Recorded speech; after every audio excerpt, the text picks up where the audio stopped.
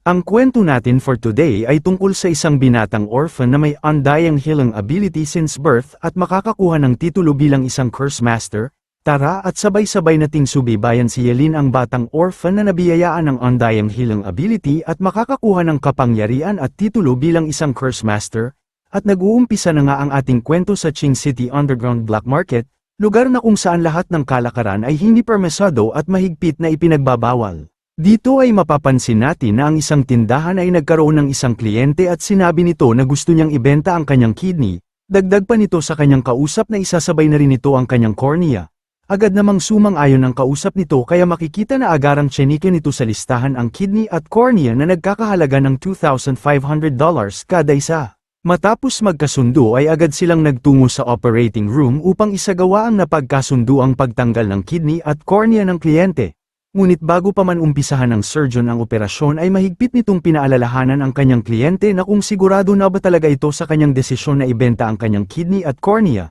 Dahil kung magkataon na ibenta niya nga ito ay maaaring hindi na siya tumagal pa ng mahigit sa 2 araw, sa kadahilanang nagbenta na rin ito ng kanyang kidney, testicles, liver at gallbladder. 6 na buwan na ang nakakalipas. Agad naman itong sinagot ng kanyang kliyente na binata na may Harry Potter na salamin na si Yelin ang bida sa ating kwento, na okay lang dahil lahat naman daw ng kanyang ginagawa ay worth it para sa kapatid niyang babae na may sakit. Since sigurado na raw si Yelin sa kanyang desisyon ay sinabihan na niya si Yelin na wala nang atrasan pa dahil uumpisahan niya na ang operasyon. Sagot ni Yelin na sige lang dahil kaya naman raw niyang tanggapin ang sakit. Matapos ang masinsinang kumpirmahan ay tuluyan nang tinanggalan ng kidney at cornea si Yelin at habang isinasagawa ang operasyon ay maririnig na umalingaw-ngaw ang boses ni Yelin dahil sa sobrang sakit. Matapos ang operasyon ay makikita si Yelin na nakalabas na at kasalukuyang naglalakad palabas sa underground black market sa kasagsagan ng maraming tao. Maya-maya lang ay makikita si Yelin na napasandal sa isang pader habang iniinda nito ang kanyang bagong opera.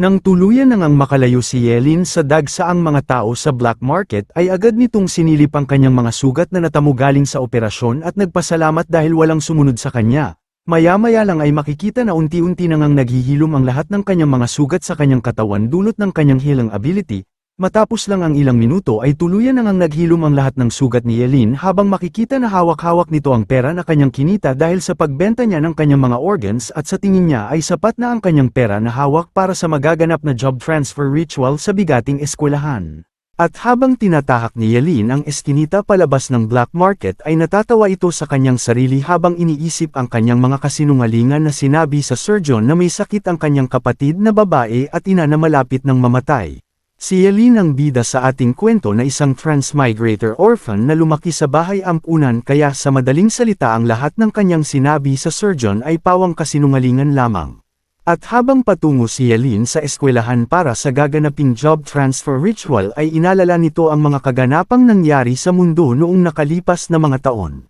Noong ang mundo ay umaapaw pa ang spiritual energy at sari-saring mga halimaw na makikita kahit saang parte ng mundo dahil sa mga nagsulputang mga dungeon sa bawat parte ng mundo. Dahil noong araw din na yun matapos salakayin ng mga halimaw ang orphan building na kanyang tinitirhan at paslangin ang lahat ng tao na nakatira sa orphan building ay doon niya rin nalaman ang kanyang unique healing ability ng himalang mabilis na gumaling ang lahat ng kanyang mga sugat na natamo gawa ng mga halimaw, ang dahilan kung bakit siya lamang ang nag-iisang survivor noong araw din na yun, at nang malaman niya ang kanyang unique healing ability na kapangyarihan na kayang pagalingin ang lahat ng mga sugat na kanyang natatamo sa loob lamang ng ilang minuto gano man ito kalubha. Kaya sa pamamagitan ng kanyang unique healing ability at sa kakapusan na din sa pera para makapag-job transfer ritual sa kilalang eskwelahan ay napagpasyahan niyang ibenta ang iilang parte ng kanyang lamang loob para lamang kumita ng 100,000 yuan para sa darating na job transfer ritual, dahil sa tingin niya ay ito lamang ang tanging kailangan niyang gawin para ma-awaken ang panibagong abilidad para sa tuluyan niyang paglakas. Dahil alam nito na bilang isang orphan at halos walang-wala ay nakakasigurado ito na sa pamamagitan lamang ng job transfer ritual ay doon niya lamang ma-awaken ang kanyang panibagong abilidad upang mas lalo pang lumakas at nang sa ganun ay madali na lamang para sa kanya na maprotektahan ang mga taong mahalaga sa kanyang buhay lalo na ang makasabay sa makabagong mundo na puno ng mga halimaw at pagsubok. Nang makarating na si Yelin sa eskwelahan ay agad itong nagpicture ng kanyang sarili at sabay tinignan ang kuha ng kanyang sarili habang sinasabi na ngayon na magaganap ang bigating araw na kanyang pinakahinihintay. Habang si Yelin ay abala sa pagtingin ng kanyang selfie picture ay mapapansin ng dalawang babae at isang lalaki na patungo sa kanyang direksyon at nang sa pagtataka ay agara namang nagtanong ang babae na nasa harapan na kung bakit nandirito raw si Yelin habang ang dalawa naman na nasa likod nito ay takang-taka rin kung bakit nandirito si Yelin gayong alam naman nila na mahirap na estudyante lamang ito. At nang makilala ni Yelin ang babae na nagtanong sa kanya ay mabilis itong lumapit at agarang hinawakan ang kamay nito habang umiiyak na nagsisinungaling dahil sa ang katotohanan raw kung bakit siya naka-attend sa class transfer ritual ay gumamit raw siya ng class transfer loan, at nang malaman naman ito ng babae ay wala na itong nasabi kung hindi ang magulat. At nang marinig naman ito ng dalawa niyang kasama ay labis itong nangamba para kay Yelin sapagkat kung magkataon raw na walang kwenta ang abilidad na makuha nito ay malamang sa malamang na habang buhay na pagtatrabaho ang kakailanganin nito para lamang mabayaran ang kabuuan ng kanyang inutang. Matapos magulantang ni Miss Wang sa revelasyon ni Yelin tungkol sa kanyang class transfer loan ay pinagaan na lang nito ang loob ni Yelin sa pagsabi na since nandito na rin lang naman si Yelin ay ibigay na lang nito ang lahat ng kanyang makakaya nang sa ganun ay maging worth it naman ang kanyang class transfer loan, at sabay sabi na magtungo na sa lugar kung saan gaganapin ang transfer ritual sa kadahilan ng ilang minuto na lang ay magsisimula na ito. Matapos magpasalamat kay Miss Wang para sa payo nito ay agad na rin itong nagtungo sa lokasyon kung saan gaganapin ang class transfer ritual habang kapansin-pansin na halos nag-umpisa na pala ang seremonya dahil sa dami na ng mga tao na nakalinya ng maayos, at maya-maya lang ay mapapansin na nagsalita ang head ng paaralan at pinapaakyat na nito ang sunod na sasalang sa class transfer ritual. Kaya mapapansin ang isang binata na si Gao Dayu na naglalakad patungo sa stage para sa kanyang class transfer ritual habang kapansin-pansin ang mga marites na nag-uusap-usap pa tungkol sa kanyang pamilya na ito raw ay mayaman habang si Gao Dayu naman ay nangangamba na kung support type class ang kanyang makuha ay malamang sa malamang natapos siya sa kanyang mga magulang dahil sa laki ng fee na binayaran ng mga ito para sa kanyang class transfer ritual.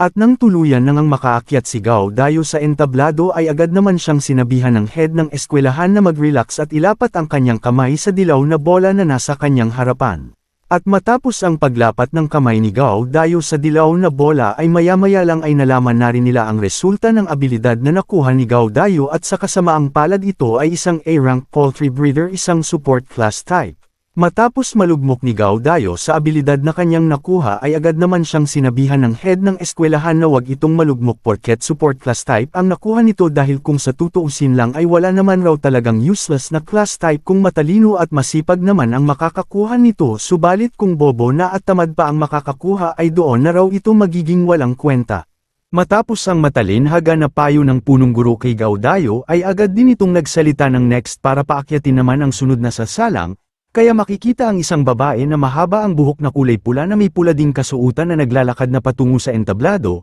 ngunit habang naglalakad ang babaeng pula ang buhok patungo sa entablado ay agad namang nagsigawan ang mga estudyante nang makita ito sa kadahilanang siya pala ang pinakasikat na babae sa kanilang eskwelahan na si Zhong Nini, at nang makaakyat na nga si Zhong Nini sa entablado ay agad din siyang ginudlock ng punong guro. Matapos magpasalamat ni Zhong Nini sa good luck ng punong guro ay agad na rin itong inilapat ang kanyang kamay sa dilaw na bola. At matapos ang paglapat ng kamay nito ay kapansin-pansin ang biglaang pagbabago ng kalangitan na tila ba naghugis bilog ito na lapat at sabay naglabas ng isang laser na apoy patungo sa dilaw na bola. Matapos tumama ang laser na apoy sa dilaw na bola ay bigla na lang lumabas ang isang fire phoenix mula sa kalangitan. Nang makita ng punong guro ang Fire Phoenix ay agad nitong napagtanto na ang nakuha ni Zhong Nini na abilidad ay isang Fire Mage type na isang SSS rank at sa isip-isip nito na dahil dito ay mas lalo aangat at mas lalo pang makikilala ang kanilang Qing City Academy hindi lang sa kalapit na lungsod kundi pati na rin sa buong mundo. At nang malaman ng lahat na ang abilidad na nakuha ni Zhong Nini ay isang SSS rank ay hindi naman makapaniwala ang ibang mga estudyante habang ang isang lalaki naman ay nalugmok nang malaman na hindi lamang SSS rank si Zhong Nini kundi isang SSS rank na Fire Mage type kaya sa isip-isip nito na ngayon ay sobrang labo na namapansin siya ng kanyang hinahangaang babae na si Zhong Nini.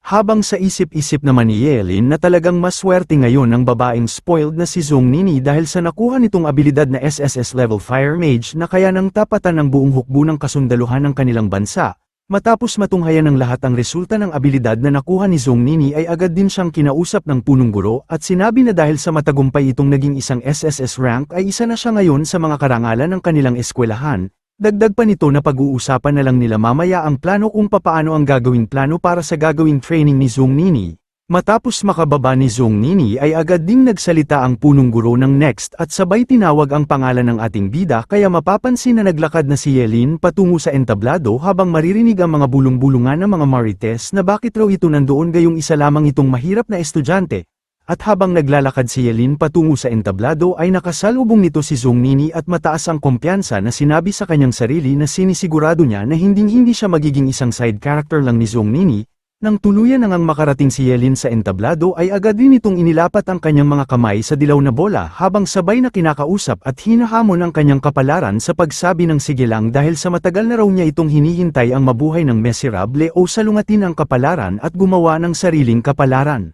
Sapagkat alam niya na sa bandang huli ay doon at doon din lang naman babagsak ang lahat ng bagay-bagay, matapos lang ang ilang minutong pagtitig, pag-iisip at paglapat ng kamay sa dilaw na bola at maya-maya lang, ay tuluyan nang lumabas ang resulta ng job transfer ritual ni Yelin nang bigla ang lumiwanag ng malakas ang dilaw na bola at lumitaw mula sa kalangitan ang isang Blue Fire Dragon, at walang ano-ano ay agad na sumugod ang Blue Fire Dragon kay Yelin habang si Yelin naman ay natulala na kinakabahan habang pinagpapawisan nang makita nito ang Blue Fire Dragon na tila ba pasugod ito sa kanya. At nang tuluyan nang tumama ang Blue Fire Dragon kay Yelin ay tila ba kapansin-pansin na nagkaroon ng umaapaw na asul na aura sa palibot ni Yelin na tila ba nagmistulan itong Super Saiyan ng Dragon Ball. Laking gulat naman ng karamihan at halos parang hindi makapaniwala ng kanilang makita na ang isang mahirap na batang estudyante na lumaki lamang sa orphan na si Yelin at gumamit lamang ng transfer loan ay maswerteng nakakuha ng isang SSS rank na abilidad. At matapos lamang ang mga pangyayari ay sa pagtataka ay agad namang nagtanong si Yelin sa punong guro kung sigurado ba na ang kanyang nakuhang abilidad ay isang SSS rank. Matapos makumpirma ng punong guro ang ranggo ng abilidad na nakuha ni Yelin ay agad na rin itong ipinaalam sa lahat na ang abilidad na nakuha ni Yelin ay isang Forbidden Curse Master na isang SSS rank, subalit agad ding nagbago ang ekspresyon ng muka ng punong guro ng kanyang mapagtanto na isa palang Forbidden Curse Master na SSS rank ang nakuhang abilidad ni Yelin. Agad namang nagtawanan ang karamihan sa mga estudyante nang malinaw nilang marinig na isang Forbidden Curse Master ang abilidad na nakuha ni Yelin sapagkat bagamat na isa nga itong SSS rank level na abilidad ay alam naman ng lahat na ang abilidad na ito ay halos parang wala ding kwenta na maihahalin tulad na rin nila sa isang basura, sa kadahilan ng ang abilidad na ito ay parang isang sumpa na sa isang tao na kung sino man ang makakakuha ng abilidad na ito ay hindi na umaabot ng mahigit sa 26 na taon. Agad namang nadismaya si Zhong Nini sa resulta ng abilidad na nakuha ni Yelin at sabay napasabi sa kanyang sarili na isang kahihiyan si Yelin sa kanilang eskwelahan habang ang ibang mga estudyante naman ay hindi na nabigla sa kinalabasan ng resulta dahil sa alam naman raw nila na si Yelin ay isang mahirap na estudyante lamang na gumamit ng job transfer loan. Matapos ang lahat ng mga pangyayari ay sinimulang pagtawanan at lait-laitin ng karamihan si Yelin dahil sa abilidad na nakuha nito na Forbidden Curse na para sa kanila ay isa lamang itong walang kwentang abilidad na gaya ng basura. Matapos tanggapin ni Yelin ang lahat ng mga panglalait sa kanya ay nagsimula itong maglungkot-lungkutan at agad na tinanong ang punong guro kung totoo nga ba ang mga sabi-sabi na ang taong may abilidad ng Forbidden Curse ay hindi umaabot ng 25 na taon. Ngunit tumugon lamang ang punong guro sa pagsabi sa kanya na wag na lamang nitong pansinin ang mga sabi-sabi na kanyang narinig at tigilan ang maging negative dahil sa bandang huli ay siya rin lang naman ang gagawa ng kanyang kapalaran. Matapos matanggap ang payo ng punong guro ay agad namang nagpasalamat si Yelin para dito at sabay nagsabi na gusto niya ring maging isang bituin na magliliwanag ng sobrang lakas sa kalangitan upang bigyan ng karangalan ang kanilang eskwelahan. At nang marinig naman ito ng punong guro ay napasabi na lang ito mabuti naman kung ganun at sabay sinabihan si Yelin na sumunod ito sa kanya dahil may plano na raw ito para sa kanilang gagawing training ni Zhong Nini.